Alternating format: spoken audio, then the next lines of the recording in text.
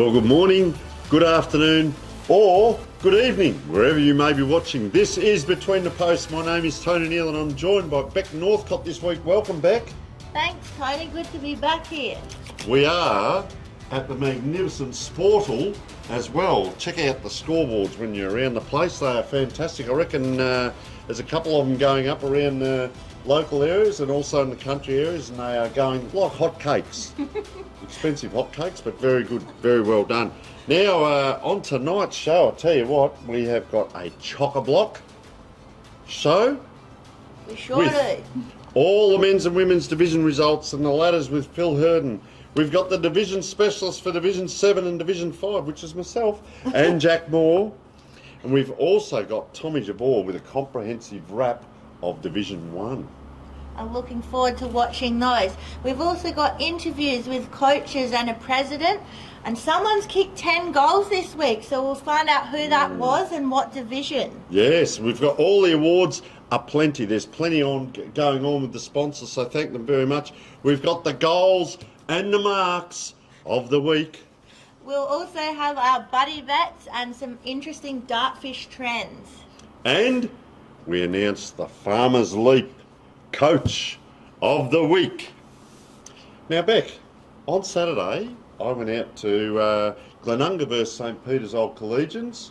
Glenunga came out firing in the first quarter, very good, but had to set my own gazebo up in the morning and the tables, and I commentated with young Indy. He got down there at 9:30 in the morning, set out all the cones, and they did help by bringing the ladder over, so a little bit of work, but we like the vantage points and so that the people can watch the games. What about yourself? Where were you and how was the setup? Well, I was down at the beautiful Karen Rolton Oval for Old Iggy's and Sacred Heart Old Scholars. So, look, a little bit less work for me down there. We were just up on the nice little grandstand they've got there at Karen Rolton, just a beautiful view of the grass there. And I'd have to say thank you to Old Iggy's because we were very well looked after there. They looked after you. They set the table up for you? Yeah, they set the table up, made sure we had power, everything, bringing drinks out to us. It was beautiful. Oh, fantastic, Beck. Well, we do thank all the clubs that help out with the different vantage points. It's very important because when your supporters and your sponsors and so on are looking back at your footage, they like to see that, especially the players from a high vantage point looking down, and they can get all the footage.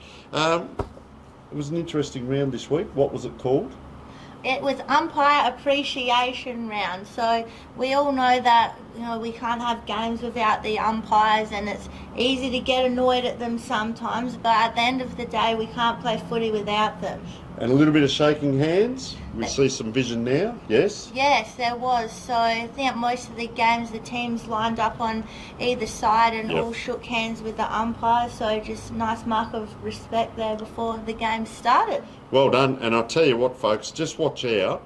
When we get to the goals and marks this week, there's a mark by a gentleman, number 36 for Adelaide Lutheran. It is an unbelievable grab. Just one of those real pack breakers, and he gets up and, well, you just have to watch the rest of the show to see it. So we'll be right back after this break.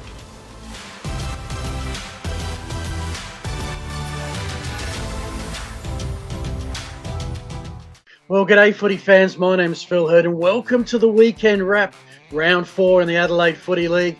Thanks to O'Neill Sportswear, we're going to take you through all the A-grade results from Division 1 to 7. Starting off with the CMAX Clinical Research Division 7, a couple of upsets have led to there being no undefeated teams in this division. And it was started by the Raiders of Houghton District at home, defeating Flinders University by 2 goals. OSB Lonsdale got a percentage booster. Mawson Lakes, they're the sole winless team in the division now. That's because Mitchell Park at home, 10-goal win over Hackham. And Ingle Farm and Para Hills, the 2 teams relegated last year. Ingle Farm at Roe Park, 28-point winners. Para Hills, first loss for 2023. What has that done to the ladder in the CMAX Clinical Research Division 7? Ingle Farm have risen to the top. At Flinders University expense, Para Hills are still in 3rd. Houghton up to 3. So 4 teams at 3 and 1. OSB Lonsdale 2 and 2. Mitchell Park, Hackham 1 win. Mawson Lakes still to get off the starters block. The games this week, it's the top 4 playing the bottom 4, so we might see a bit of separation happening here. OSB Lonsdale, who are 5th, hosting Flinders University 2nd, is probably the closest of the matchups on paper. CMAX Clinical Research, Division 7. On to the O'Neill Sportswear Division 6. Rosewater are on the board for 2023, 95-point cruisy win over Smithfield. Adelaide Lou, but not as cruisy as Adelaide Lutheran. The biggest score, the biggest win, 154 points over Brahma Lodge in the South Parklands. Marion did it on the bit, 67 points, keeping St Paul's winless. Green Acres, sort of expected. Fitzroy gave them a fight, but the Dragons prevailed at home by 19. And the one surprise, Salisbury, I think they lost their first game. 16 points at the hands of Central United. Well done to the Bulldogs there. What does that mean for the O'Neill Sportswear Division 6 ladder? Adelaide Lutheran, Green Acres, they are still undefeated. Marion, Salisbury, Fitzroy. This is a division of separation at the moment. Central United, the sole 50-50 team. Rosewater on the board. St Paul's, Brahma Lodge, Smithfield still scratching around for win number 1. St Paul's play Smithfield. One of them, surely, will get 2 premiership points by this time next week. The match of the round, it's probably 5th hosting 4th as Fitzroy host the Magpies of Salisbury. That is the O'Neill Sportswear Division 6. As we move to the Wakefield Sports Clinic Division 5, and here we have 2 undefeated teams in Gilbert and Jeps Cross. They stayed undefeated. Kilburn, not a long trip to Fork Reserve West Croydon. They did it easy by 68 points, 43 scoring shots to 15. Gee, if they 22 behinds on the day, could have been anything, that result. Jeps Cross, a narrow one up at Gawler against Trinity, 11-point win. Trinity, after going unbeaten, rampaging through Division 6, have actually lost their last 3 in Division 5. Woodville South had to rise up the ladder after taking care of Pulteney by 29 points.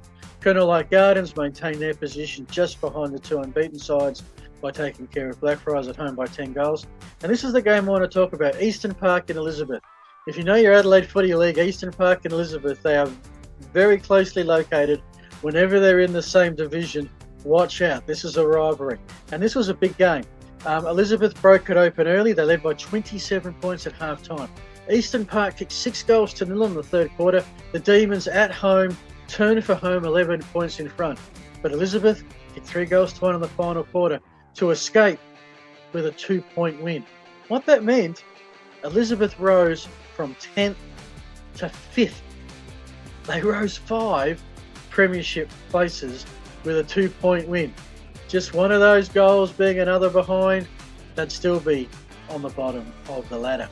Let's have a look at that Wakefield Sports Clinic Division 5 ladder. There's Kilburn, Jeps Cross, battling it out with who's got the best percentage, and Colonel Light Gardens not far behind. Woody South and Elizabeth were 2 and 2 in the 5. They were 9th and 10th last week. And then you've got 5 teams. Everybody's got a win in this division, which is great. Eastern Park, Trinity, Blackfriars, Pulteney and West Croydon. Pulteney and West Croydon, 9 versus 10 do battle. One of them will rise up the ladder. And Kilburn hosts Colonel Light Gardens next week. That's 1st versus 3rd. No doubt the game of the week in the Wakefield Sports Clinic Division 5. 9 News Division 4, all about the Bulls of Paraka. Their match against Hectorville was 1st versus 2nd, and Paraka did it on the bit. 88-point winners over the Hounds. They're in top spot, chasing them Lockleys, who did it easy at home over Mitcham. Chasing them as well, CBC Old Collegians, 6-point win over Kenilworth. 6 more scoring shots, 6-point win. Dolphins were lucky that they didn't blow that one. The surprise of the division was Walkerville, lower on the ladder than the Bulldogs of Plympton. At the Cattery, Walkerville a 19-point win. And Morphy Parks, as expected, beat Portland. Pretty easy win by 73 points. It could be a long season for the Thunder. Looking at the 9 News Division 4 ladder, there's Paraka all by themselves undefeated. Lockleys, Morphy Park, CBC in hot pursuit. Plympton and Hectorville in 5th and 6th. And then Portland at the bottom there with no wins to their credit at the moment. In Division 4, the top 4 play each other. Morphy Parks host Lockleys, 3rd hosting 2nd. CBC hosts unbeaten Paraka. 4th, hosting 3rd. Division 3. And Pembroke and Flinders Park, a key battle near the top of the ladder. Flinders Park victorious on the road. Scotch Old Collegians got their first victory, 8 points over the Seaton Ramblers. 8 more scoring shots, 8-point win. A bit of a surprise here, only Mercedes Jets taking care of Modbury on the road. 7-point win, 7 more scoring shots. Westminster Old Scholars, they kicked 13 goals. They would have won about 2 or 3 other games in this division with 13 goals. Instead, they copped an 87-point hiding by Hope Valley. 40 goals kicked at Glandor. The goal umpires earned their keep. Smosh West Lakes and Gazer. Smosh have won 2 in a row. They kept Gazer winless at the moment by 27 points. What does that mean for the Division 3 ladder? There's Hope Valley alone on the top. Modbury, after their loss, dropped to 3-1. Flinders Park, with their win, rose up to 3rd. Only Mercedes, with their win, rise up. Pembroke have dropped a couple of notches with their loss. Smosh 2 in a row are just outside the 5 on percentage. Scotch, with their first win, are ahead of Seaton Ramblers and Westminster. Could it be the green and whites, which green and white side might drop? It's early days, I know. And Gazer are zipping 4. 42.01 is not a bad percentage if you've lost your first 4 games. So, competitive team compared with some others we're seeing at zipping 4. Let's see if they can get their season turned around. Game of the week. 4th hosting 5th. Only Mercedes Jets hosting Pembroke Old Scholars. The winner will entrench themselves in the 5. Breakthrough Mental Health Foundation Division 2. The 2 unbeaten sides remain so. Salisbury North 4-goal winners over North Haven on the road. A bit closer at Adelaide Uni. Payneham Norwood Uni, the Falcons, just the 1-point winners in the closest game across all the A grades matches yesterday. Edwardstown took care of Athelston, got a chance to rise up the lead of the towns. Good effort there on the road. Foss at home at Camden against Henley. The Sharks are zipping 4. And Golden Grove, a Division 3 side last year, playing a Division 1 side last year. Hope Golden Grove enjoyed the facilities at Campbelltown. I reckon they might have. 70-point win to the Kookaburras. The ladder, Payneham and Salisbury flying away with this one, although Golden Grove, they're ready to pounce. Adelaide Uni, Athelston, Foss, Edwardstown, 4 teams on 2 and 2. Their seasons could go in any sort of directions. Rocks at 1 and 3, they'd be concerned, but not as concerned as Henley and North Haven, who have yet to hit the winners list with 4 games in the books. The matchups of interest: Payneham Norwood Union and Athelston is 1st versus 5th. Golden Grove Adelaide Uni is 3rd versus 4th. At the other end, Henley hosts Rocks. Sharks might see that as their best chance to get first win. So to the Division 1 we go. Glenunga remain unbeaten. 75-point winners over St. Peter's. They had that game won early. I think it was a 9-goal lead at quarter time. Broadview went down to Brighton. The Battle of the Black and Golds made themselves right at home. 56-point winners over the Bombers. 22 scoring shots to 16. It should have been closer, but 4 goals, 12 is going to leave you in a world of pain. Goodwood Saints went up to Teachtree Gully, was close early, but the Gully's a good final quarter. 40-point winners. They're starting to entrench themselves in the 5. Goody Saints, just the 1 win so far this season. Sacred Heart and Old Iggy's. Close first quarter, then it was all Sacred Heart. 98-point winners in the end over Old Ignatians at Karen Rolton. And in the Stream Team game, went along and saw this. The Premiers are back in town. Port District, they just out-pressured, out-tackled Prince Alfred Old Collegians. Had a couple of finishes as well. Ended up with 38-point winners. That is Prince Alfred's first defeat for 2023. The ladder, there's Glenunga, unbeaten, percentage of 71. Sacred Heart and Prince Alfred, Teachtree Gully. My co-caller Tommy Javor said that was his top 4 at season's end. He's looking quite the prophet right now. Port District, big win back in the 5. Broadview, big win just outside. Brighton, big loss. They've got a bit of a percentage disadvantage. Goody Saints getting used to seeing them there. Same with St. Peter's, zip and 4, and Old Ignatians also at zip and 4. The games next week in Division 1.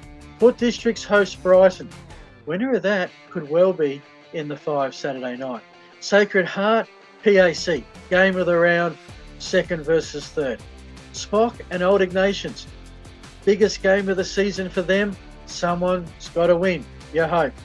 Glenunga hosting Goodwood Saints is the one-sided on paper battle.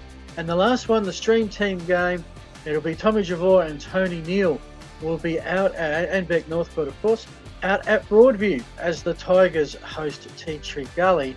That is 4th versus 6th. Should be a good game. So there are all the scores, the results, the ladders, and a couple of games of the week. Who was the team of the week? Well, Karaka, awesome win in Division 4, deserves an honourable mention. As do Mitchell Park, Scotch and Rosewater, who got their first wins for 2023. But for sheer bang for buck, getting a win and making it count, can't look past the Elizabeth Eagles. Did they win? Yes. Was it over their arch rivals? Yes.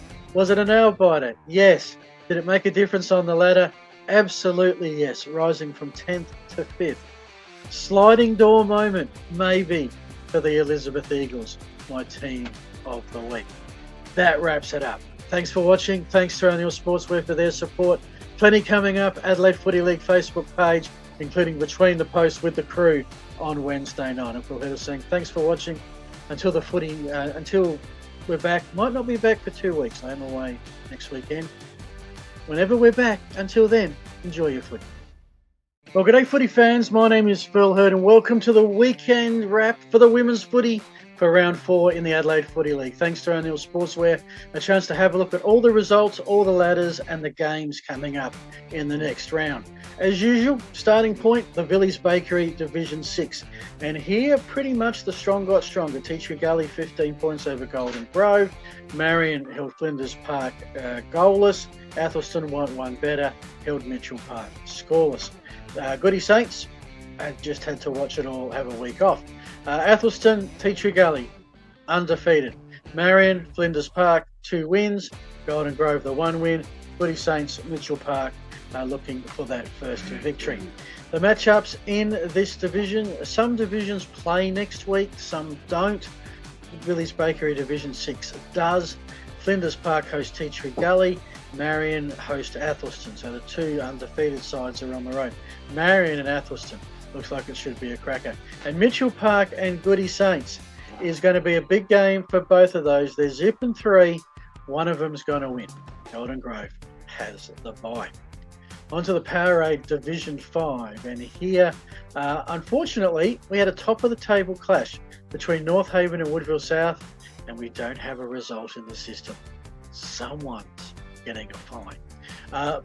The results we do know, Laredo defeated Kilburn by 9 points, Modbury took care of Salisbury North by 35, and Edwardstown beat Elizabeth by 58 points. So a bit of a warped ladder because we don't know who out of North Haven and Woodville South were victorious. Whoever was, well, they're top.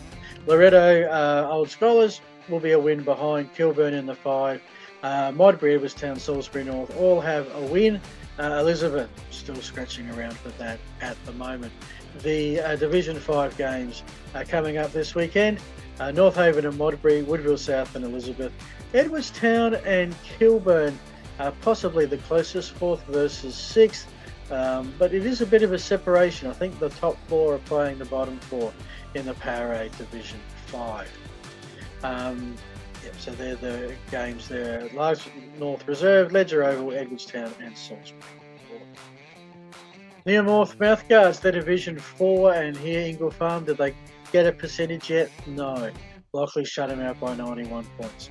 Hectorville, pretty much on the bit, very accurate, 10 goals 5, they won by 52 over West Croydon. Tight game, Mitcham and Scotch, 5 scoring shots each. Mitcham the more accurate, they took the points. And Eastern Park at Fitzroy held the hometown Lions to just 1 behind en route to a 47-point victory. What does that mean for the Nearmore Mouthguards Division 4? Eastern Park, they're undefeated with Hectorville, Scotch and Mitcham in hot pursuit. Lockley's at 2-2, Fitzroy dropped to 1-3, West Croydon and Ingle Farm. Well, they're both zipping 4, but they meet this week. Will Ingle Farm score? Could they win? Make sure you check it out. Meanwhile, Eastern Park play Hectorville. Lockleys play Mitcham in the other games. And Scotch host Fitzroy. Shouldn't forget that game at Scotch College. Looking at the non-news Division 3, unfortunately a forfeit. Salisbury forfeited. Kenilworth Flinders Uni got the win. Pembroke, 29-point winners over Jeps Cross. Flinders Park over Hope Valley by 11 points. And as for Greenacres and Pulteney, I think the score says it all. I haven't seen a score in women's footy like that.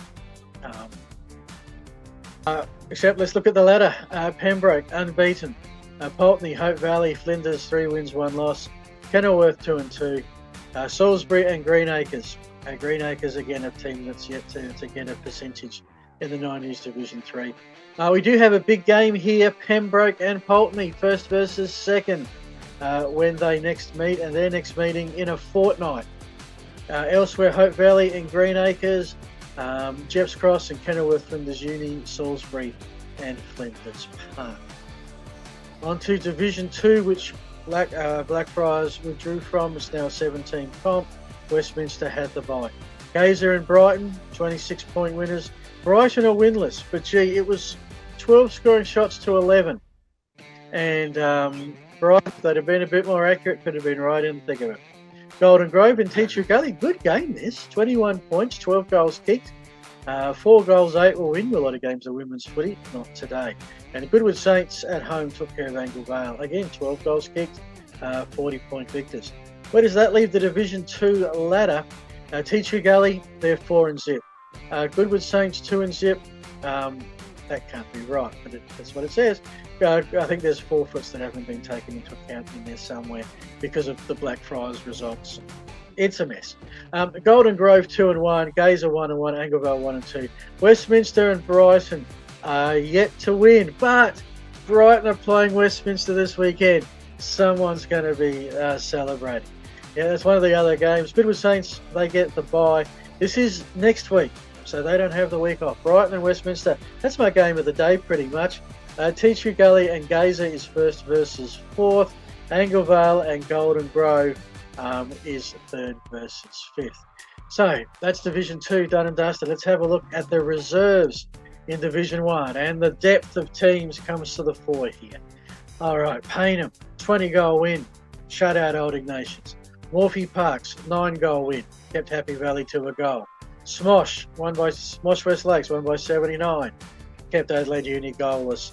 And Broadview, 62-point wins over Henley, who got a goal. But given the Sharks forfeited last week, well done to Henley on getting back on the park and giving Broadview a game. Where does that leave the Division 1 reserves ladder? Morphy Parks, Payneham, undefeated. Broadview not too far behind. Smosh and Happy Valley at 2-2. Adelaide Uni with a win. Henley, Old Ignatius. You can see Zip and 4. You can see those percentages. They just don't have enough of the depth with 2 teams as do some of the other Division 1 teams.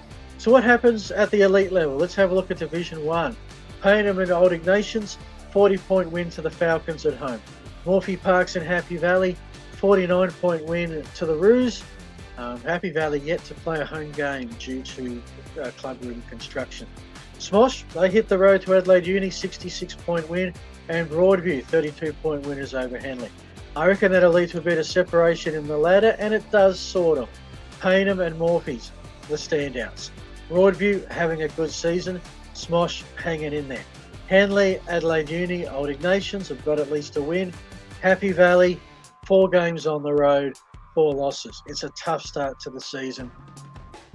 Can they turn it around in the latter bit when they get some home games? Division 1 reserves, Division 1 games. Henley and Payneham Norwood Union Falcons would be favourite. Smosh and Old Ignatius, you would look at Smosh possibly being favourites there.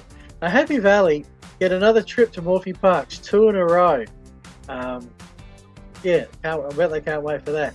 And Broadview host Adelaide Uni, which I reckon is maybe the game of the round, maybe. Again, could be another separation Saturday. Those games are in 2 weeks. So for the women's footy, some teams get this weekend off, some don't.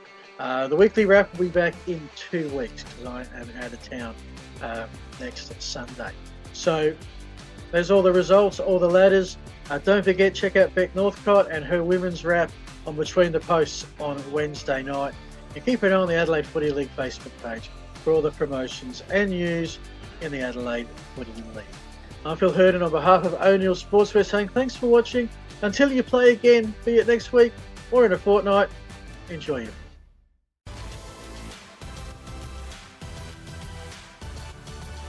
And welcome to Division 1 Weekly Wrap with Tommy Javor. It is great to be back. I've dropped the ball though, 3 out of 5 this week. Some of these games are getting harder to pick than a broken nose. Let's have a look at round 4 and a brief preview at the end of round 5. And we'll start, of course, with our stream team game where I had the joy of calling with Phil Herden. And I got there and my spidey senses were tingling. I don't trust Port District. They were 1 and 2 and they came out. Oh, and boy, did they come out. Their tackling was ferocious. In the end, it was PAC 6-6-42, Port 12-8-80. They unlocked the key to stopping that PAC midfield, which I didn't think anyone would be able to for quite a while. Tackling ferocity.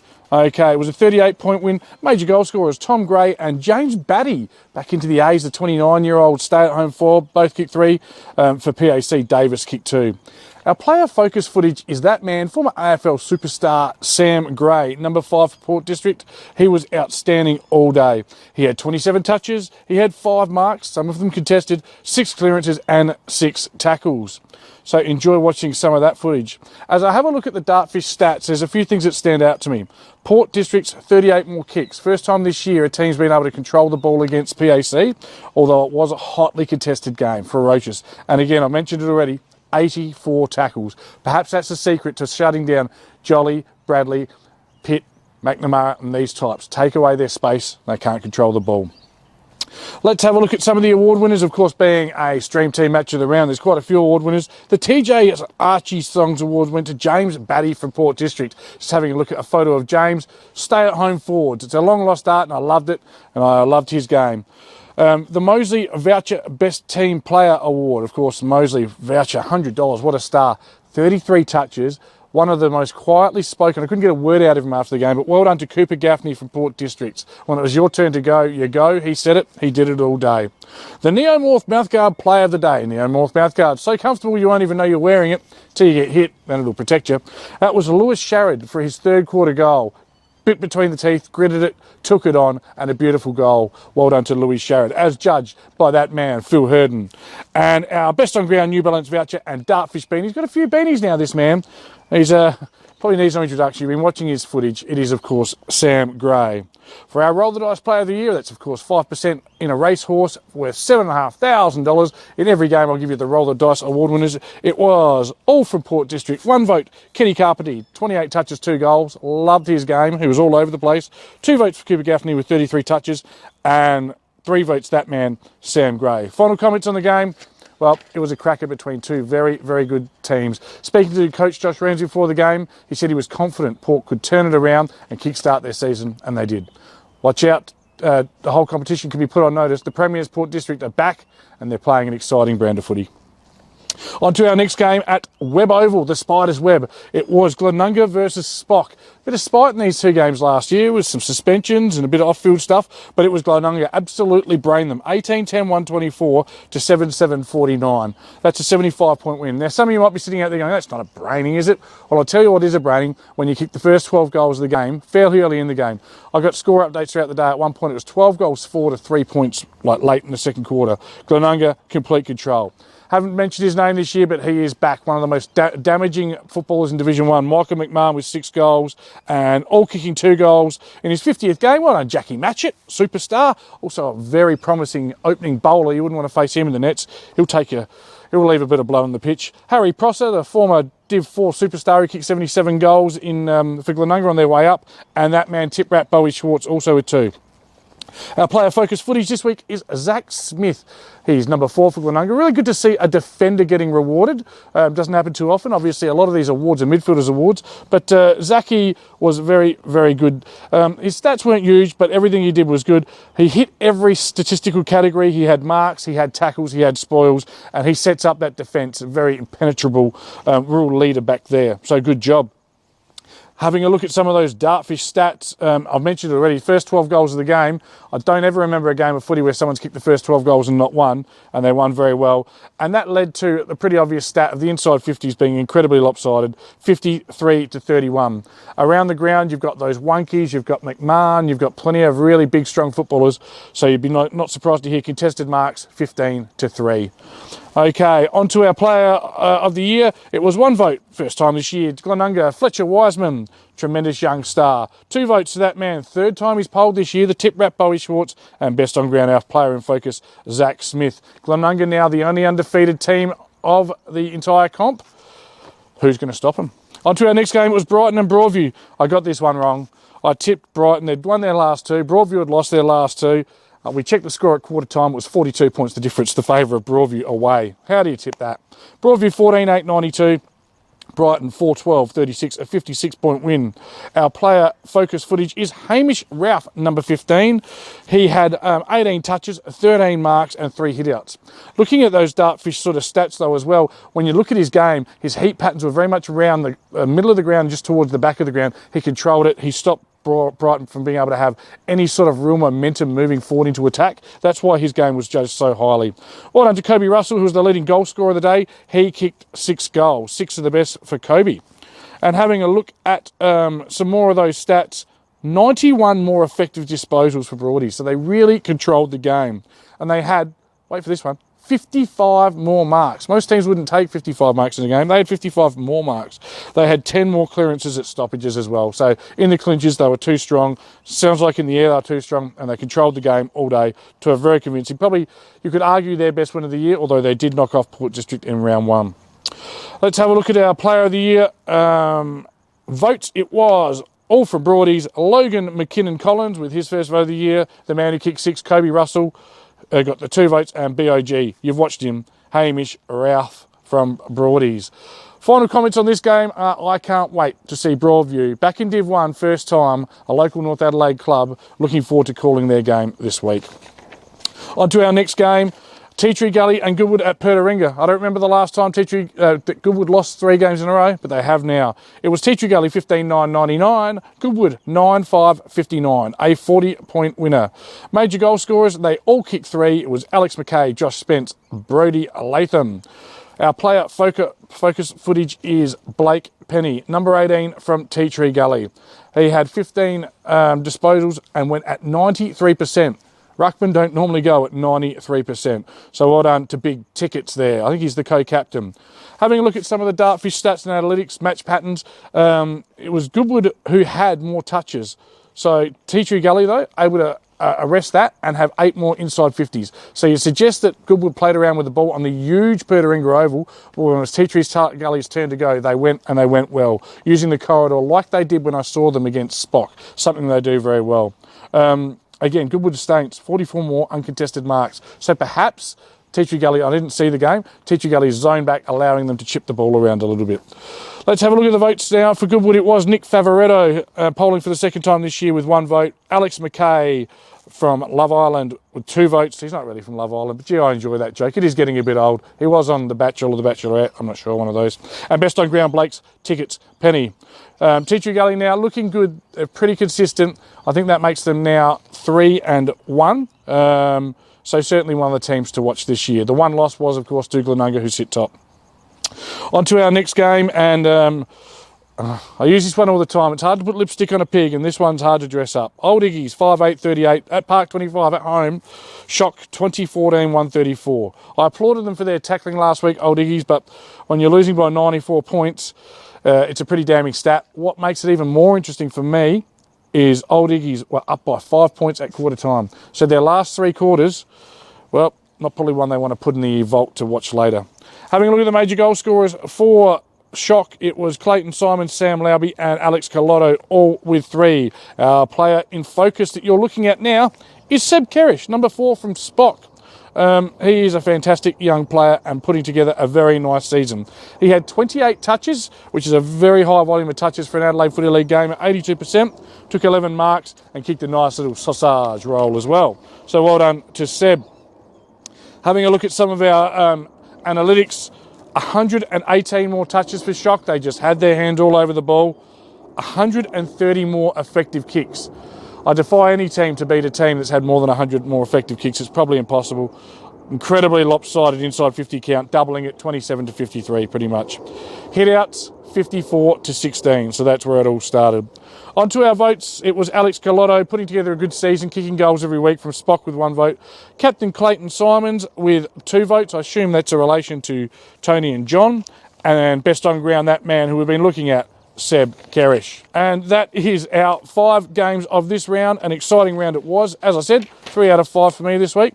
But it's now time to have a look at, I'm not sure if we've got the overlay ready or not. I know it was being assembled today, but our player of the year. So the player of the year, of course, wins the roll the dice horse. And because it wasn't quite ready when I was shooting this today, I can tell you the only player that I've polled 3 times this year is that man from Glenunga, the tip rat Bowie Schwartz. But I know Blake Penny from Tea Tree Gully's polled a couple of times, Alex McKay.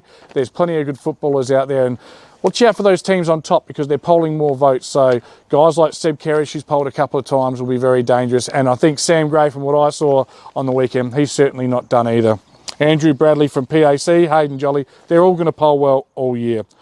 Having a look at the ladder now, of course you can look at the ladder anytime on our wonderful website, but the things that stand out to me, one undefeated team is Glenunga, a team that lost the Div 2 Grand Final only 18 months ago. Gee, they've recruited well, gee, they're well coached, and they're playing some beautiful high pressure football. And at the bottom, well, do we have our relegated teams locked in already? Old Iggy's versus Spock. This week, one of them is going to have a win though. So we'll have a look at this week's games, we'll just have a look at overlaying them one at a time. We'll start with our stream team game of the round. It's Broadview versus Tea Tree Gully at Broadview. Broadview are probably the team that's hardest to tip this year. Most of the tips I've got wrong this year have been tipping Broadview incorrectly. And because of that, I'm going to tip Tea Tree Gully. I'm just going to go with Tea Tree Gully with that Div 1 experience and edge. I think they'll find a way against Broadview. Broadview will be hard to match up on some of those really good tools and incredibly good smalls at Tea Tree Gully. They've got a wonderful balance and some really good midfielders. They'll need to stop Spittle, McKay, Shiremakers and these types. It's Port versus Brighton at Largs. Again, I think the real Port have arrived. If they bring that tackling pressure, they should win reasonably comfortably at Largs Bay. Sacred Heart versus PAC at the middle school. Now, this game is special. PAC coming off we'll call it a surprise loss. I tipped them. Shock coming off an enormous win. This is game of the round written all over it. Well, the stream team's not there, so it can't be. It will be a great college football game.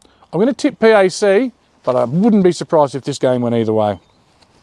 In the Battle of the Cellar Dwellers, it's Spock versus Old Iggy's. Who's going to remain winless? Who's going to have their first win of the year, maybe get some momentum, maybe breathe some life into their season? I'm going to take Spock for mine, probably in a pretty close one.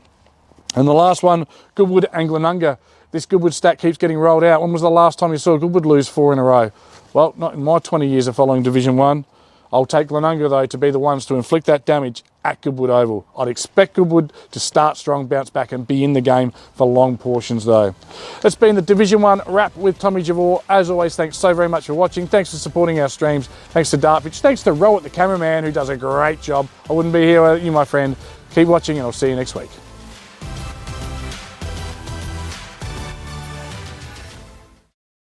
Well, folks, it's time for our Coach of the Week. Thanks to Farmers Leap, we have 2 wonderful bottles of the Random Shop Premium Wines, 2020 Shiraz and Cab Sav. And I'm joined by Josh Ramsey. You are the winner this week. Welcome, Josh. Thanks very much. Much appreciated. Yeah, a couple of bottles there, mate. So I'll put these over here. They are now officially yours. And our great man Adam Jeffries voted this week for yourself. Great turnaround performance against the best team at home on Ladies' Day. Noticeably fixed the efficiency inside 50 after wasting many chances the week before. Now, that's Adam saying that, not me, so don't clock me. And the inclusion of Batty with 3 goals seemed to help the team. So how did you find it on the weekend? Yeah, it was a good performance. Firstly, obviously, thanks to Farmers Leap and Adam for the awards, but it was a good performance by the boys. He has picked up on that, our forward efficiency. It was much better on the weekend, but I think that's on the back of the defensive pressure we were able to create. And obviously James came into the side and sort of almost straightened us up, really. Got him playing a bit more deep and at home, and then a couple of, like a debutant like Preston Cockatoo comes in and lays 6 forward half tackles and speed and excitement. And Alex Deanoff came in and went behind the footy for us and did a really good role. So it was a really good team performance on the back of fixing some structural stuff, and then forward efficiency going forward, just making sure we looked after the ball a bit better. All right, Josh, let's have a look at your season so far. I did a bit of research here. The first game, a loss only by 3 points against Broadview away. The second one was a win, 82 points against Old Iggy's away. Third one was 43-point loss over Sacred Heart at home. The fourth one was a win against Prince Alfred away. So 2 losses, 2 wins. This week, Brighton at home, big game, 5th versus 6th. How's the preparation? Yeah, preparation's started. Probably last week we did do a lot of coaching in terms of just reviewing what had happened in the first 3 rounds. There was a bit of inconsistency that all the stats said that we're getting inside 50s, we're winning clearance, winning tackles, but there was just an issue, I think, sometimes with our concentration levels, our defensive pressure wasn't strong enough, and when you don't have strong defensive pressure, you can get scored against easy, which is what Sacred Heart were able to do to us. So yeah, last week we sort of changed a few things, structurally tinkered with some stuff, obviously tinkered with some playing, and really focused on just Prince Alfred. So to get that win and now look towards Brighton in what's a really big game, 5th v 6th. Brighton have been similar. I think got rock and roll early, won a couple on the road, dropped one on Saturday, but I've got a previous history with Brighton, playing against them, live in the suburb. I know they're a really strong, proud club, and they'll no doubt come down to have a crack at us, and we'll look forward to that. All right, there's 3 areas I want to talk to you about, Josh, in regards to coaching. And the first one is combat focus, and that's when what the observer sees from the sideline, team versus team. They're just watching the game, watching the ball going around and so on. Any tinkering this year with the style of Port District? A little bit. That was on the back of player retention. We obviously, Big Dale Pearce, we're so proud of him. He went out to Centrals, now playing league footy out there. So we don't have the sort of 6'6" guy in the goal square. And then obviously Ben Millman made a decision late that he was going to be heading overseas for a few weeks. So you lose your full forward and your full back. So we did have to tinker a little bit with just some structure around the ground, and we still are to this date. So it worked for us on Saturday against PAC. Doesn't mean it's going to work for us going forward. We're not sure. So. And there's a style we want to play. We've got strong foundations and what they are, but the tinkering around week to week can sometimes just change a little bit depending on who you're playing. So now we go into the coaches box, coach versus coach, and all the coaches in Division 1, outstanding coaches. You've got Nathan Grimer doing great things at Glenunga, and a lot of the coaches around the place. You're going to come up against Brett Backwell, very experienced coach, knows his way around, being a premiership coach along with yourself. So let's talk about coach versus coach. What happens if you're behind on the scoreboard? Do you put a spare back? Do you go man on man in the middle? Do you say, okay, let's clear all the normal on ballers out and get the grunters in, try and get physical around the ball? What are some of the moves you might do? Yeah, it's interesting. My first revert would be to the line coaches just to get their feel on what's happening. With the midfield stuff, you probably then go back to the guys that's performing on that day rather than, it worked for us last week. If someone looks and you've got good clearance numbers or whatever, you get them in there. A lot of your score these days in the modern game comes from turnover, so you might put a bit more speed on the outside just so you can stop the running lanes and patterns and win the footy back. And then I suppose it's where the source of the issue is it, are you behind because you're losing clearance, so you focus on that area? Are you behind because of your scoring efficiency, which has happened to us in a couple of weeks? So you change the look of that in front of the footy. Probably comes down to a few things. There's one of their forwards sort of grabbed hold of us and we're just going to make a change there. It'll probably be about working out and ascertaining where the source of score is coming from and then putting things in place to maybe stop that to then get a bit of momentum our way. So it is about observing the opposition, because our third area that we're going to talk about, folks, is your tactics, game plan versus game plan.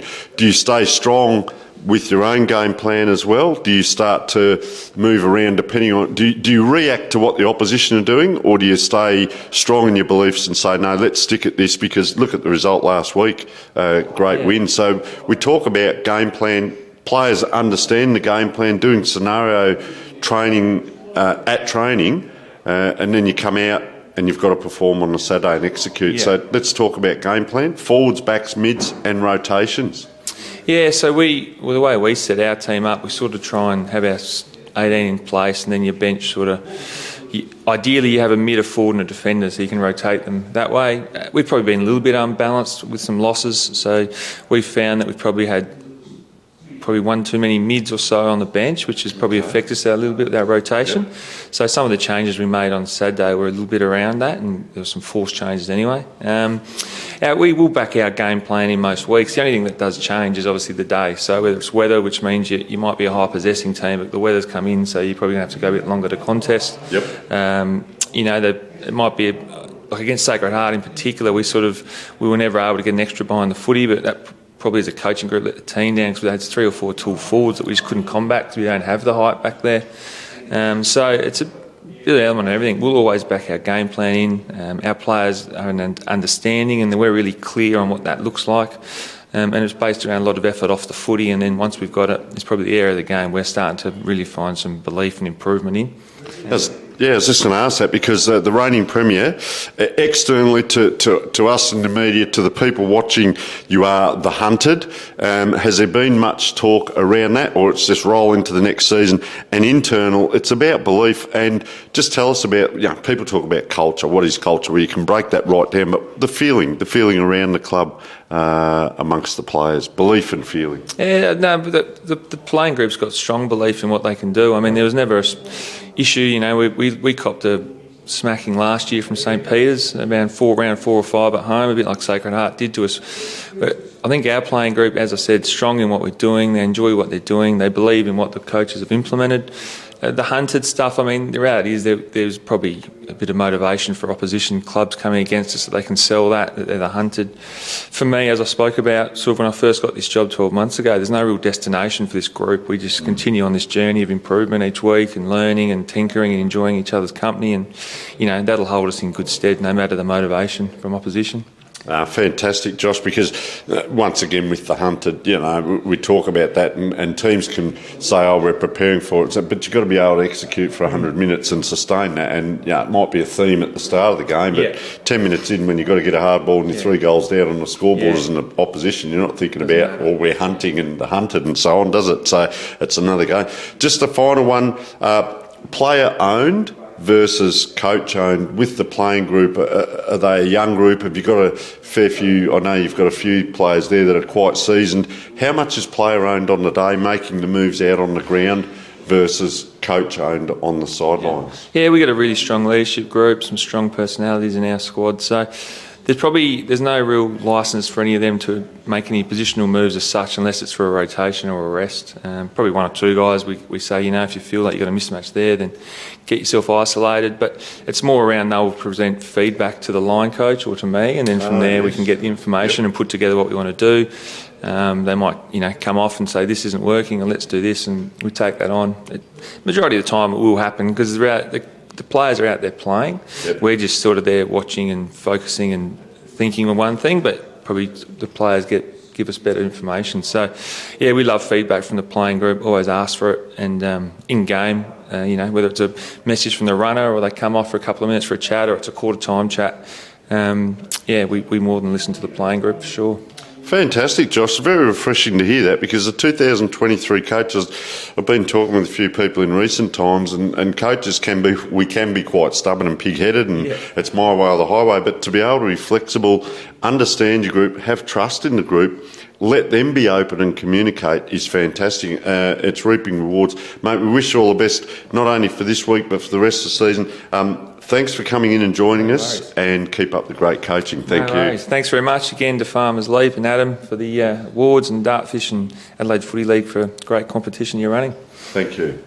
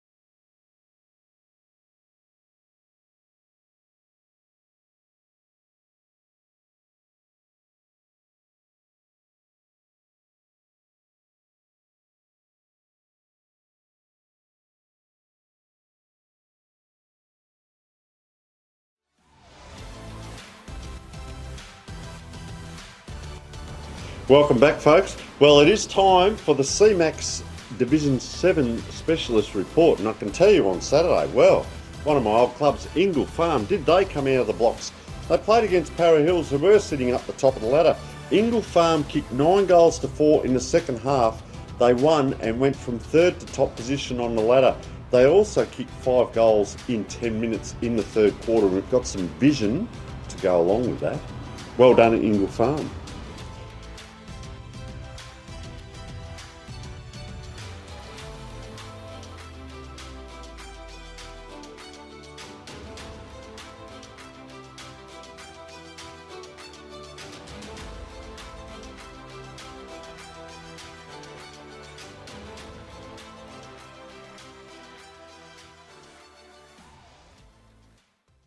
Trevor Rigney, you absolute champion, fair income.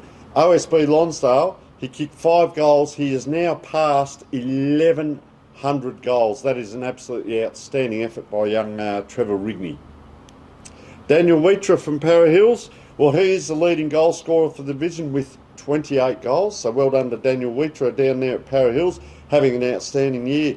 The giant killers from this round, well, Houghton, Mitchell Park and Ingle Farm, they all defeated teams above them on the ladder. Houghton by 12 points, Mitchell Park by 60 points, and Ingle Farm by 28 points.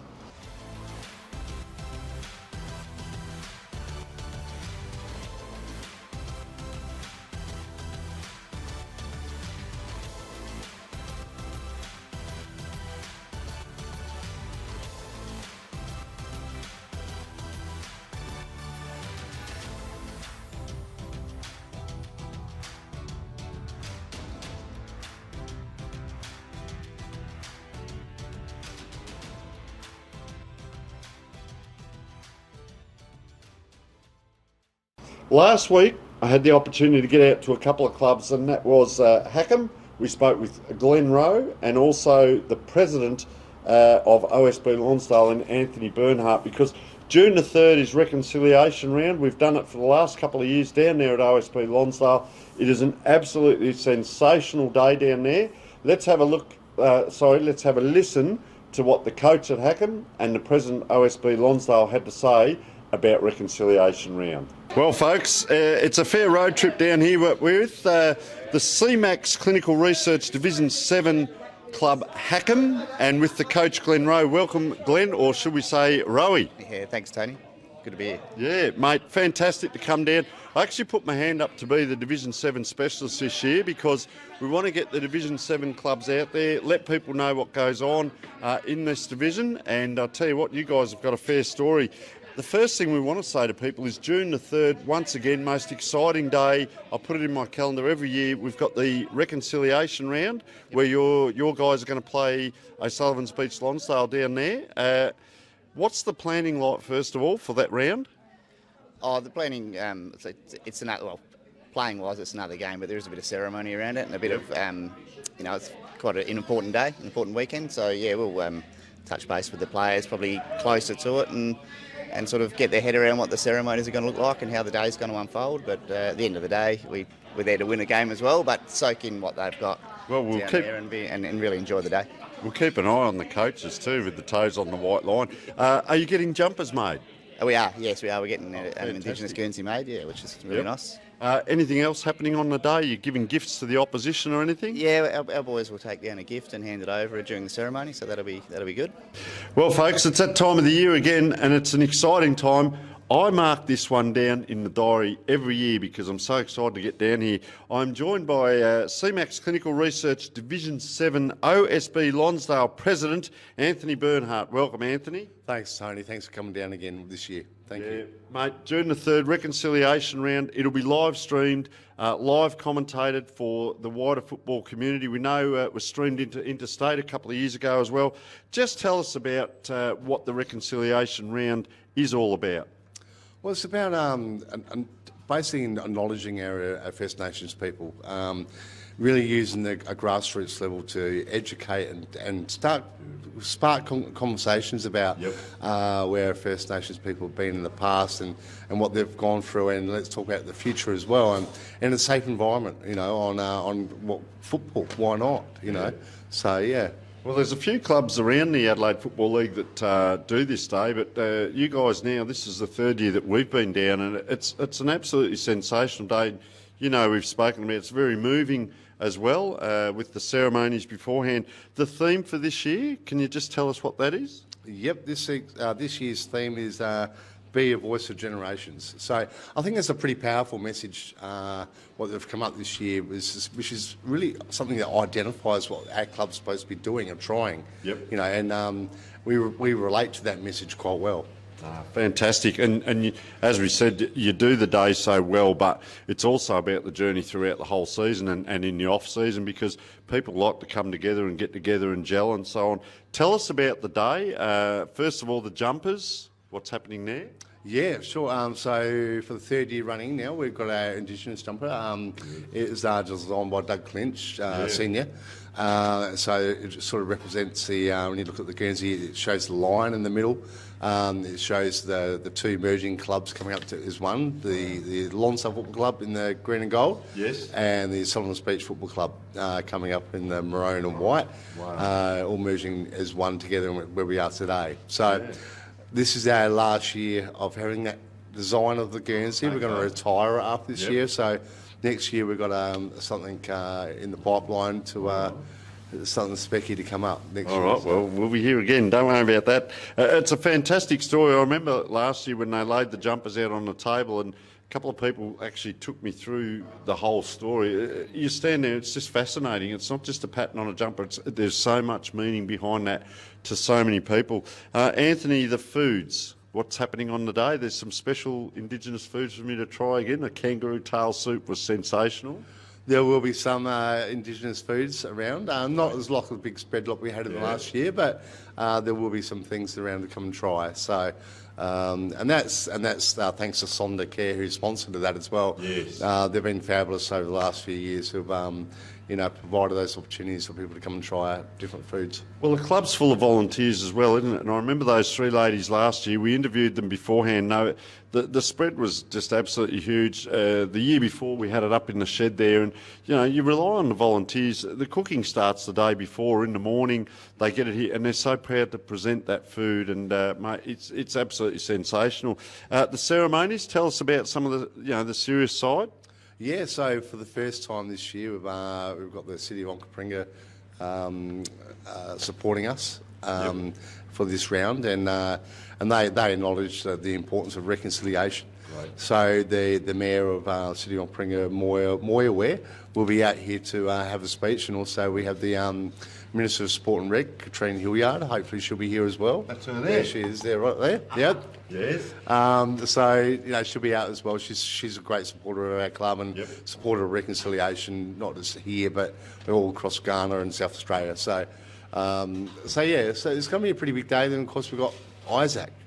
Yeah. So work with me. This sends shivers up my spine. For anyone that hasn't seen or heard or been at one of these ceremonies, you're missing out. It touches me to the point, we speak about it, goes right through your body. Tell us about, Isaac's doing two things this year. This gentleman's played all over the world. So tell us about what Isaac does and his performance here. Well, Isaac's a special person to our club and our family here. He first started performing back here in 2015, his first public performance, and since then, as we know, he's gone off to play in Commonwealth Games and Olympics Games or whatever. Dignitaries. Governors, the Queen and the late Queen, and he's just a fantastic guy on the inside, Yes. And what he's coming out this year to do, he approached me a couple of weeks ago and said, Anthony, he said, you want me to come out again? I said, I absolutely want you to come out, get down here. He says, look, this is his family, this is where his point of call is, this is his home. So he said, no, count me in, and he said, I'll come out and do a smoking ceremony as well. To make everyone welcome on the day, as well play the Yidiki, I think it is pronounced Yidiki. That's it. Yes. Yep. So and that there just goes through everybody Cannot on the wait. oval. Yep. You know, and everyone just gets so mind-blown away the way he plays that thing. It's just mad. I'm serious. I'm just about tearing up now. That feeling, you can't describe what that's like, and I'm not overacting that. That is, to stand there and feel that go through your body it's one of the best things that you can ever experience, and it's so emotional for you. It's fantastic. And in Division 5, we've been sent something special in by our specialist here, and that is Corey Solly from Kilburn came out. He's a big unit too, and he leads out at that ball, takes a grab and kicks it goal. Well, he ended up with 10 goals on the weekend, so congratulations to Corey Solly down there at Kilburn, doing wonderful things in an undefeated team.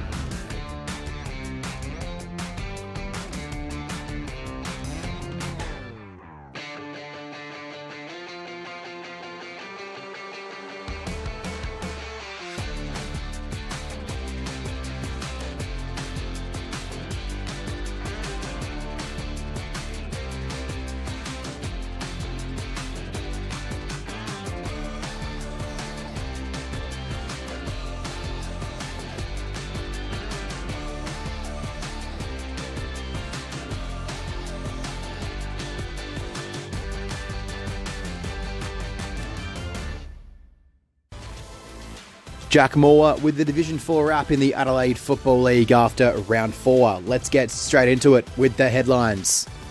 Paraka sit on top of the table, 4-0 undefeated after a comprehensive win on the weekend against Hectorville. They've now won 4 on the trot, and they include wins against Lockleys, Kenilworth and Walkerville. A great start to the season as they look to build a premiership threat. Meanwhile, 3 teams at 3-1. Lockleys, after losing a little bit surprisingly in round 1 to Paraka, they have since bounced back with 3 straight wins against Hectorville, CBC, and comfortably taking care of Mitcham on the weekend. The Demons look set for a premiership tilt in season 2023. And CBC, well, they comprehensively took care of Portland in round 2. Lost to Lockleys at home in a bit of a surprise in round 3, but bounced back on the weekend with a 26-point win over Kenilworth, as the Dolphins themselves look to be creating a bit of culture and a bit of a rhythm. Meanwhile, Morphettville Park are bouncing through season 2023, coming back to win against Walkerville in round 2 by 12 points. They took care of Mitcham in round 1, then had a shock loss by 41 to Plimpton at home in round 3, but bounced back with a massive win over Portland in round 4. 3 teams to definitely keep your eye on. Meanwhile, Walkerville, Kenilworth and Mitcham, mid-table mediocrity, 1-3 after 4 rounds. And Portland, well, their season goes from bad to worse, comprehensively beaten in each of their 4 matches and winless at the base of the table. Moving on to goals, Ben Haran, Lockleys, 22, top of the chart. Brett Simpson, CBC, 15. Adam Proud, James Boston, both of Walkerville, with 13 and 12. Luke Buckby and Ronald Rankin, Paraka teammates, both with 12. And Maxwell Smythe from Mitcham with 11. Let's take a look at the social calendar and everything on the socials of all the Division 4 clubs. First up, Kenilworth Sponsors Day and 1907 Luncheon weekend just gone. Upcoming events, Dep Demolition, Tonsley, and the 2013 reunion. At Walkerville, Ladies' Day on Saturday just gone, and the club has entered the Police Credit Union Kickstart Your Club. They can win $5,000. Click the link on their Facebook page. Past Players' Day coming up May 27th. Hectorville, May 27th, Past Players' Day. Same there, with footy, netball and tennis happening all day, drink specials and nibbles. Heckie's Pong Tournament this Saturday. Get along to their Facebook page for details. And the Daily Coffee Kick at Daily Oval, open Monday through Friday, 8 a.m. to 2 p.m. At Portland, congrats to Corey Evans, played 150 games recently. Kids eat free at Portland Thursday and Saturday nights. Ladies' Day, Saturday 17th of June. And plenty more events on the events calendar. Plimpton congratulates Eloise Macrath making her Sandful W debut for Glenelg in the weeks just past. They've got a good for footy raffle up and about. Daniel Butterick, 150 games. Corey Self, 250 games. And Auskick at Plimpton for the Little Tackers. CBC's Dolphin Ball. What a night it's going to be at the Adelaide Convention Centre. RSVP by the 26th of May. Get along to their Facebook page. That event happening on the 3rd of June. Not long to wait now. Paraka, the Bulls menu. Kitchen open Thursday, Saturday nights. Wade Matthews, Brock Bodie, 50 games in recent weeks, and a fantastic feature on their Facebook page, the Breakthrough Mental Health Research Foundation feature. Get along, give that a watch. At Lockley's, Ladies' Day on Saturday just gone. Social events coming up, round 5, wine and cheese night, sponsors day and fish racing night. They're good for footy raffle is in full swing. The coaches and team managers took part in Tackle Your Feelings mental health workshop held and in conjunction with the Sandful. So great job at Lockley's. And there's Auskick for all those little tuckers around the Lockley's area. Check out Mitchum's Hawk Talk every week on their Facebook page and their What's On. That changes every week. There's junior, senior training, and a big hello to all the mums out there who enjoyed free champagne at junior matches yesterday at Mitchum Oval. They're good for footy rafflers in full swing as well. Finally, Morphy Parks had Men's Past Players Day, 6th of May. It is Ladies' Day this week in their biggest event for the season. Check out all the details on their Facebook page. The Division 1 senior women's team will be wearing a specifically designed breast cancer Guernsey against Broadview on the 12th of August. And plenty more info on their Facebook page. Few events on the calendar right there as well. Before I leave you, some interesting matches coming up in Division 4, Round 5. The Morphy Park Kangas take on Lockley's in top of the table clash, while CBC host Paraka in a similar encounter. Round 6, Hectorville face CBC, and Walkerville take on Portland, both teams keen for wins. In Round 7, the Roos take on Paraka, and Plimpton host Kenilworth. That's all for this Division 4 wrap. Jack Moore, signing off.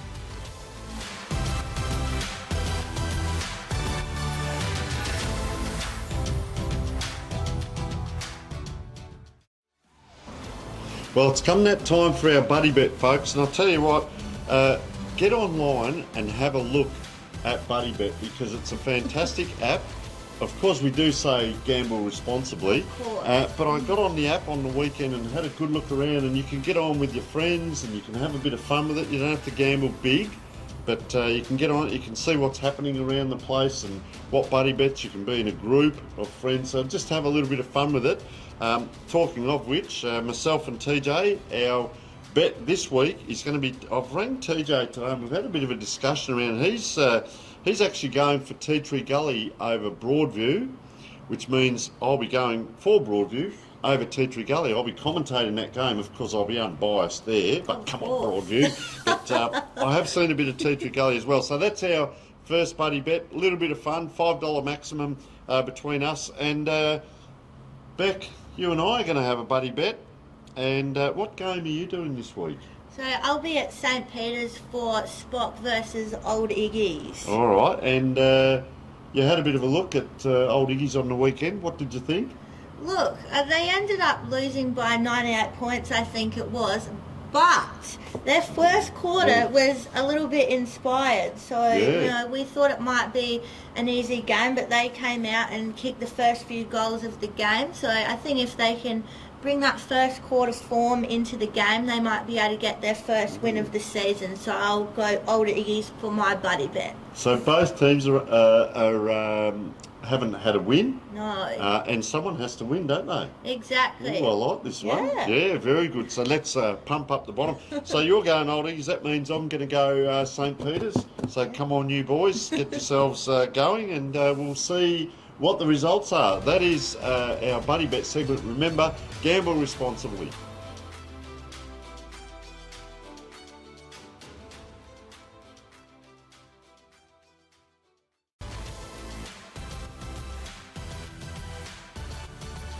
Welcome back, and now we're going to go through the women's wrap for the Adelaide Footy League. So in Division 1, ladders very much taking shape here with Morphettville Park and Payneham both undefeated with 4 wins. Interestingly, due to the fixture, they don't actually meet each other until round 13. So we could potentially end up with both of those teams being undefeated up until that point. So we'll look forward to that in a few weeks.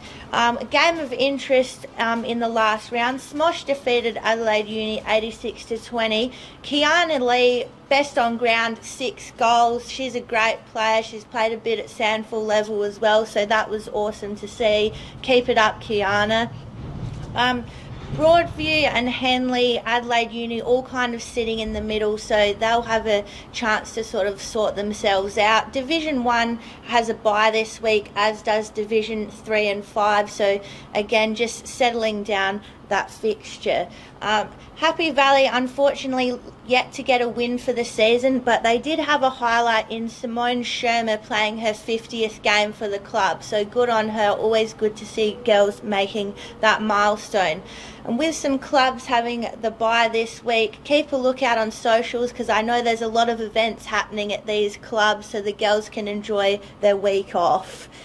In Division 1 reserves, similar situation with Morphettville and Payneham dominating in the division. Another big goal kicker for Smosh. We had Bron Davey also kicking a bag of 6 goals. So don't know what's happening down at Smosh, but it's all goals. Now moving on to Division 2, as we discussed previously, Blackfriars look like they're no longer in the division, so things have been changed around a bit there in terms of the fixture.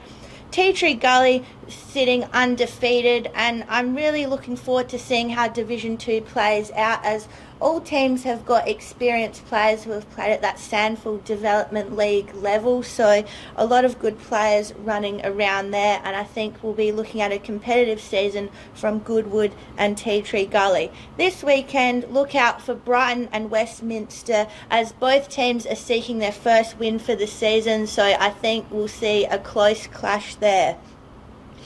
And in Division 3, they're also looking at a bye this weekend, so having the week off, but Pembroke very much dominating in the division there, sitting 4-0. Now, they lost the grand final last year, so they'll be very much looking to make amends and continue that very strong season.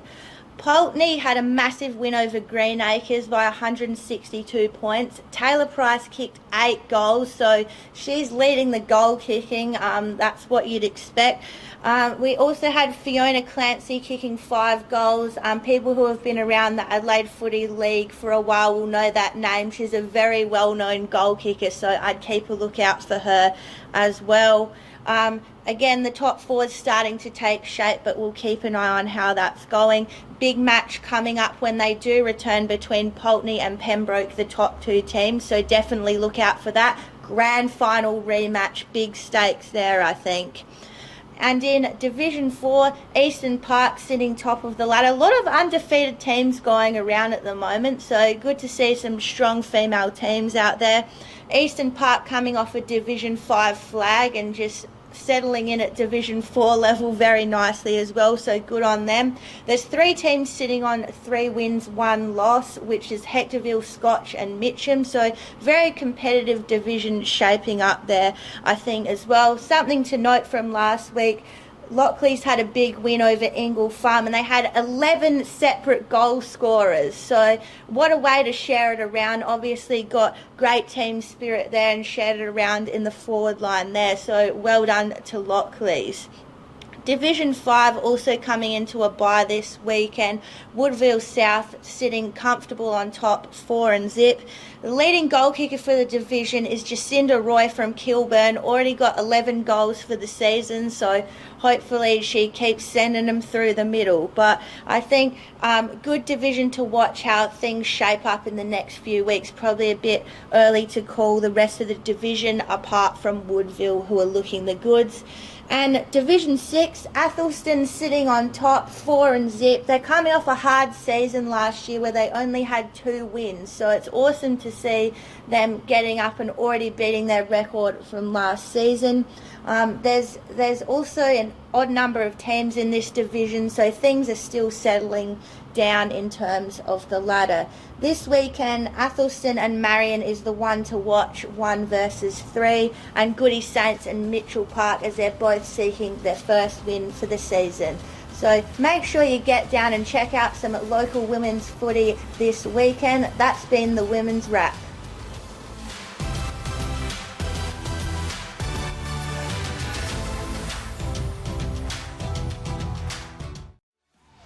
Well, it's interesting, Beck. Dartfish, of course, we know, does all the filming of the games.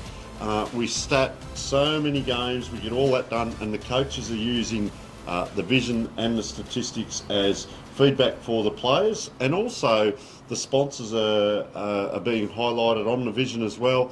But the other thing is the supporters through the week. If you go back and have a look, how many supporters are actually watching the games, either live and or watching it back on YouTube? Have you had a bit of a look at the Dartfish vision and also the stats? The back end is the stats. Yeah, it's great. I mean, you can look up all the games, see the stats, and see even games you're commentating. You can see if what you thought you were seeing on the day is the same as what the stats have picked up. So you might have thought one player was getting heaps of the ball, but it was actually someone else. Well, we gave young Zach Smith best on ground for Glenunga the other day. If you go into his stats, it doesn't show 30 possessions or anything like that, but what it did show was his intercept. He had that telescopic arm come through the punches. So if you watch the vision and see how he was instrumental under pressure, he had a cool head and so on, it's fantastic. And then you can go in and look at his stats and you can see on the heat map whereabouts he got the ball, where he was positioning, where he was running to,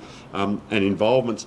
The other one we've got now, just for the people out there, this is an example that's been put up. Now this is Hamish Ralph from Broadview. This is to show an example of what we call a trend. So there are things that you can look at weekly, but also for the season. So we can see the example shows he had 18 possessions at 100%. As I said, this is the example. This isn't what happened, but the example of it. And the season 33 at 100%, and you can see his tick goes straight up. But you can go in now and look at your individual players, but you can see their trends. We have leaderboards for each possession, of course, tackles, smothers, marks, kicks, but you can see the trend of a player. So you individually as a player might say to the coach, geez, I don't know how I've been going the last couple of weeks. You go in and your trend might be like this, it might be a bit up and down, or it might be going like that, So some fantastic things that are out there, a new innovation again.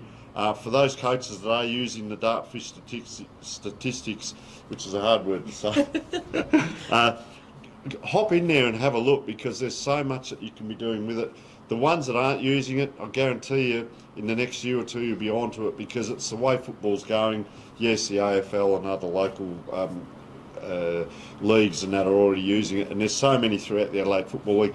Get in there and have a look. That's it on Dartfish. As we say, have a look at the trends. You'll be surprised at the information you can pick up. Tell us about Dartfish Vision. It goes through every game is videoed.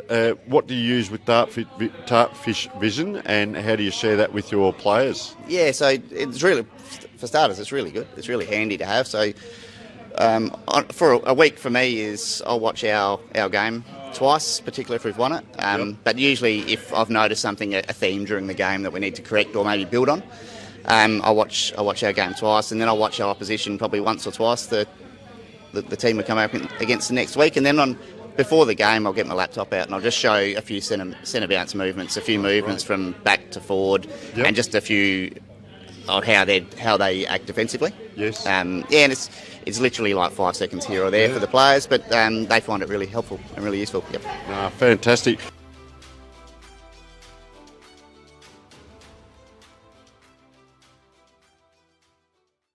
Tom Wren is on the ground, teaming up with the Adelaide Footy League for Thursday Night Live. 9 News in the Adelaide Footy League, strengthening communities through footy. Welcome back. It's time to go around the league. Last Thursday night, 9 News Live with Tom Wren doing a magnificent job too, Beck. Went to Golden Grove Footy Club. Congratulations to Nick Gaudio. I hope I've said that right, Nick. We'll just call you Nick. He was nominated as the Powerade Ambassador. Sensational. Nick has been a valued member of our committee for many years. He's our go-to man for all our social media posts and apparel designs, creating some awesome merchandise and special occasion Guernseys over the years. He's also involved in our club and community subcommittee, doing even more work, assisting with developing the club culture and social scene. He was the well-deserved winner of the GGFC, that's the Golden Grove Football Club, President's Award in 2022. Wow, sounds like all the rest of the clubs could use a nick for them because he's doing the lot. Anyway, they had the kick for cash down there as well. So Kiara Leopold and Kane Blades had a kick each to try and win $1,000. How'd they go? Come on. Unfortunately, neither of them were able to land the footy in the bin. But maybe check out their socials because I have seen some clubs putting up videos of their attempts and some of them have got very close this year. So maybe next week. Yeah, well, there's always next week, isn't there? Now, I tell you what, our friends at SA Gourmet Meats again supplied exactly 100 sausages because I counted them at Flinders Park the other week. Well, I don't know, I reckon our cameraman might have knocked one off too. And they absolutely look terrific. We've got a photo of them up there being cooked. And, of course... Thanks to Police Credit Union for the $500 cheque that was given to the Golden Grove Footy Club. I'm sure they'll put that to good use. And thanks to all our sponsors that support this wonderful campaign. 9 News Adelaide, Police Credit Union, Villiers Bakery, SA Gourmet Meats, West End, Powerade and 5AA. Where are they off to this Thursday, Tony? Hectorville Footy Club. Drop in at 5:30. I did see, might have to come back and have a look at something in a moment there. Might have missed something there. Our West End Player of the Week winner from round 3 was Sean Crook from C1 Goodwood Saints Football Club with 131 votes. Well done, Sean. Sean, not seen. I've read that as I've seen it. Sean has won a carton of Hahn Ultra Low Carb Beer. Collection details are on Facebook. Sean. Sorry, I said that incorrect. Round 4 nominations are up on the league's Facebook page. Head over to the Adelaide Footy League Facebook page to vote. The winner this week wins a carton of Hahn Ultra Low Carb, thanks to Lion. I have to get on there now and do my vote, I reckon. You do. That's me again. Saturday, 27th of May. Clubs around South Australia will be coming together to join the fight against mental illness. Breakthrough Mental Health Community Round, round 6, 27th of May, supporting our major partner, Breakthrough Mental Health Research Foundation.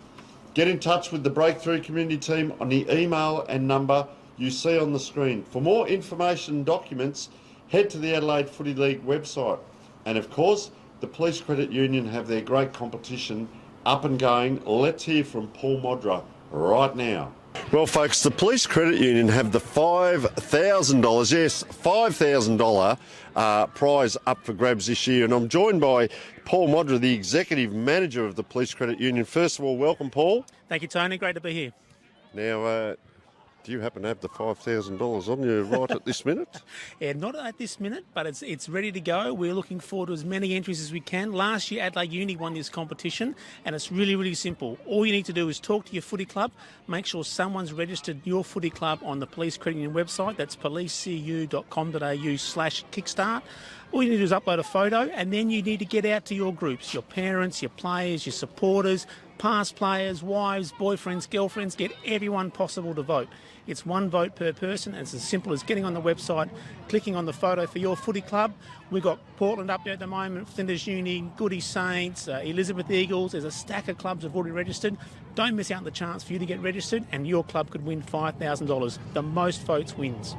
Fair income. How good's that?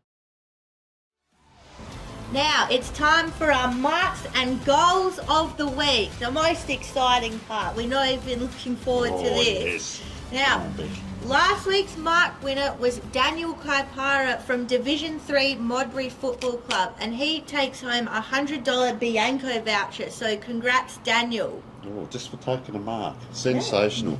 Yeah. Last week's goal winner was Peter DeShira from Division 3 Flinders Park Football Club. He wins a Celebrations $50 voucher. It was all happening in Division 3 this week by the sounds of Yeah. it. Now, here are the selections for this week. Remember, the top 3 are on the Adelaide Footy League Facebook page. To vote, simply head over to the page and cast your vote using the relevant emoji. Get your thumbs going, Beck. That's it.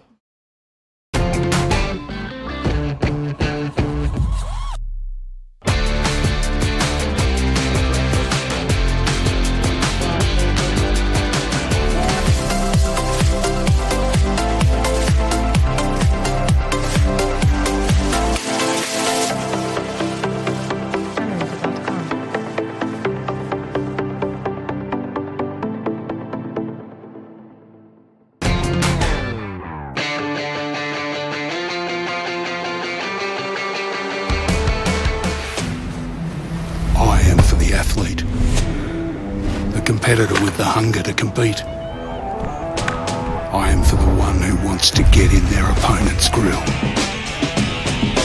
I am the one who brings you the science.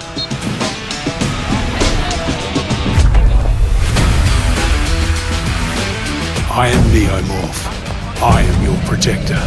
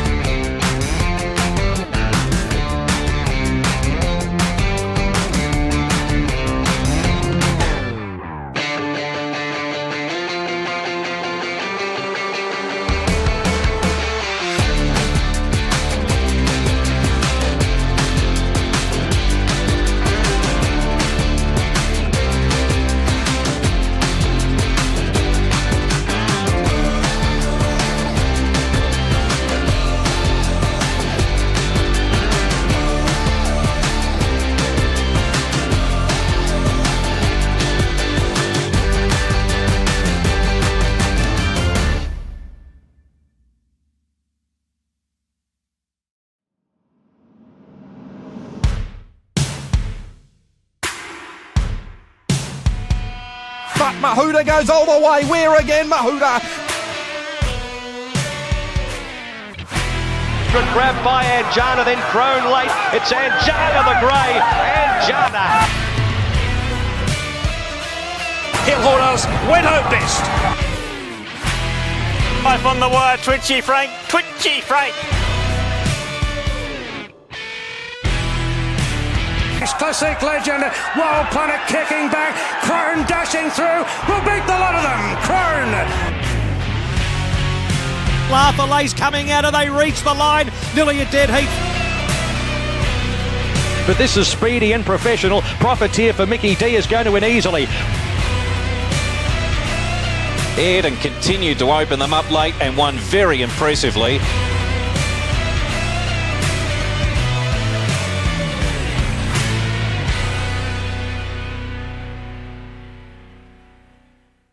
Well, folks, we've come to the end of the show. We hope you've enjoyed it. Beck, always a sensation to work with you. We've had a lot of good fun here, on camera and off. And our screen is back on, thanks to Sportal. Look at that. Who would you like to thank? We'd like to thank all our guests for being on the show this week. Where would you find us? On social media, Adelaide Footy League Facebook page. And what about all those people out there? What do we do with them? Thanks for viewing. Hi, I'm Morgan Knight. I'm Phil Herden. I'm Vince Cosme. Thanks for watching Between the Posts. Thanks for watching Between the Posts. Thanks for watching Between the Posts.